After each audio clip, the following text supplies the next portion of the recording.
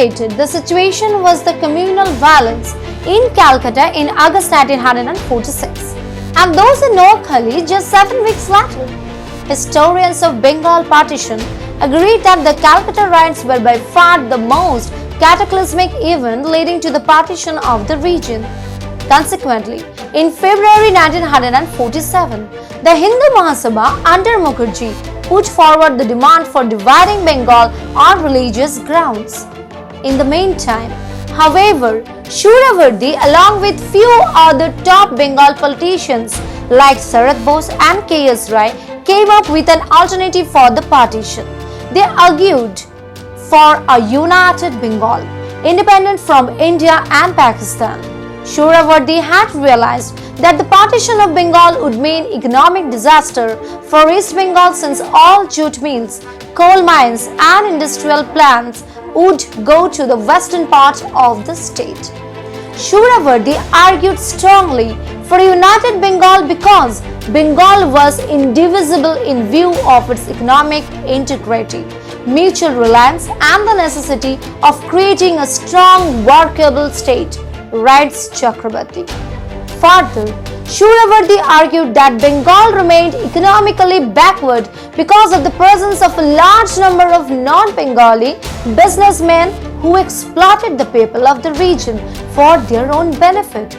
Hence, if Bengal was to prosper economically, it had to stand independent and in charge of its own resources.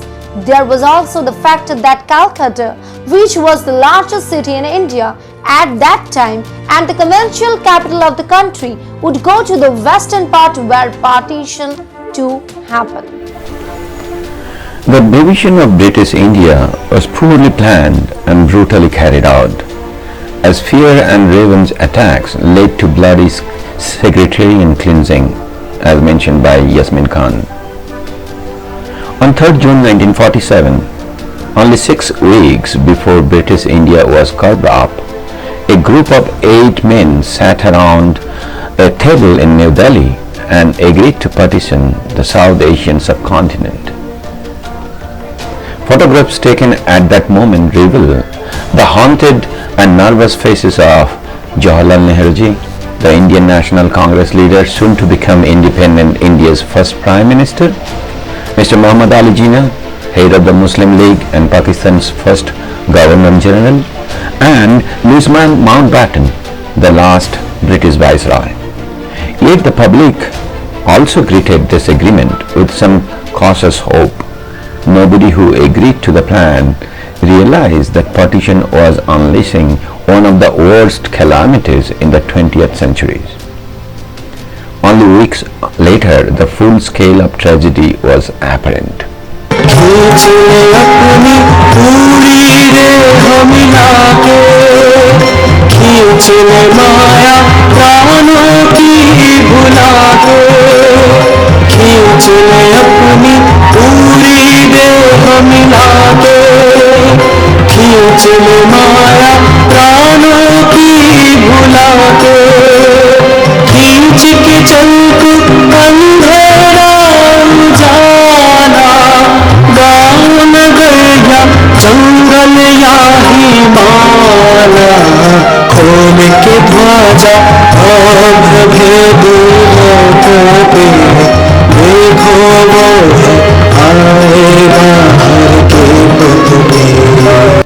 Now, why did Mukherjee oppose the United Bengal plan?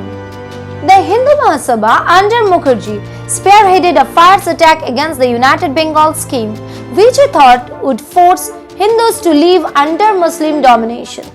In a letter of Viceroy Mountbatten, as reproduced in Chakrabarty's book, Mukherjee argued, if ever an impartial survey is made of Bengal's administration in the last 10 years, it will appear that Hindus have suffered not only on account of communal rights and disturbance, but in every sphere of national activities, educational, economic, political, and even religious. He further defended the partition to the Viceroy by drawing upon Jinnah's two-nation theory.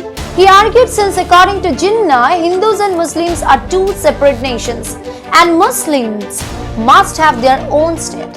Therefore, Hindus in Bengal, who constitute almost half of the region's population, may well demand that they must not be compelled to live under Muslim domination. Finally, for Mukherjee, the idea of a united Bengal was not appealing because he believed that a sovereign, undivided Bengal would be a virtual Pakistan. The division of British India was poorly planned and brutally carried out, as fear and revenge attacks led to bloody sectarian cleansing, as said by Yasmin Khan. On 3rd June 1947, only 6 weeks before British India was carved up, a group of 8 men sat around the table in New Delhi and agreed to partition the South Asian subcontinent. Photographs taken at that moment reveal the haunted and nervous faces of Jawaharlal Nehru-ji, the Indian National Congress leader and soon to become independent India's first Prime Minister, Mr. Muhammad Ali Jinnah, head of Muslim League and Pakistan first Governor General, and Louis Mountbatten, the last British Viceroy. Yet, the public also greeted this agreement with some cautious hope. Nobody who agreed to the plan realized that partition was unleashing one of the worst calamities of the 20th century. Only weeks later, the full scale of tragedy was apparent. The northeastern and northwestern flank of the country, made up of Muslim majorities, became Pakistan on 14th August 1947. The rest of the country, predominantly Hindu, but also with large religious minorities pepped throughout, became India. Sandwiched between these areas stood the provinces of Bengal in the east and Punjab in the northwest. Densely populated agricultural regions with Muslims, Hindus and Punjabis, Sikhs had cultivated the land side by side for generations. The thought of segregating these two regions was so preposterous that few had ever contemplated it. So, no preparations had been made for a population exchange. Do you foresee any mass transfer of population? One journalist asked Lord Mountbatten at a press conference in Delhi after the plan was announced. Personally, I don't see it, he replied. There are many physical and practical difficulties involved. Some measure of transfer will come about in a natural way.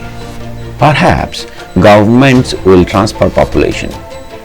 Once more, this is a matter not so much for the main parties as the local authorities living in the border areas to decide. However, people took fright and in the face of mounting violence took matters into their own hands. Many did not want minorities in their new countries. Others did not want to become minorities with all the attendant horrors this now implied. Refugees started to cross over one side to another in anticipation of partition. The border lines announced on 17th August, 2 days after independence, cut right through these two provinces and caused unforeseen turmoil. Perhaps 1 million people died from ethnic violence and also from diseases rife in makeshift refugee camps. So we would like to thank you for hearing us, and we would just request you once again to go ahead and share it as much as you can, and you can guys go ahead and view it. We would love to take your feedbacks, guys, because that is one of the valuable things. We have the Facebook channel, Facebook group over there with the Shyam Prasad Enlightenment Federation. We have the YouTube channel with the national icon. We are on the Instagram also. So guys, we just want your cooperation with us at this part of time, because resources are very less. However, we know that we need to improve a lot, but it will take certain time. So we would definitely say beg us for this, or pardon us for this time, and support us so that we can make more beautiful videos. So that's all from my end, guys. Thank you so much for today. Jai Hind, Jai Bharat.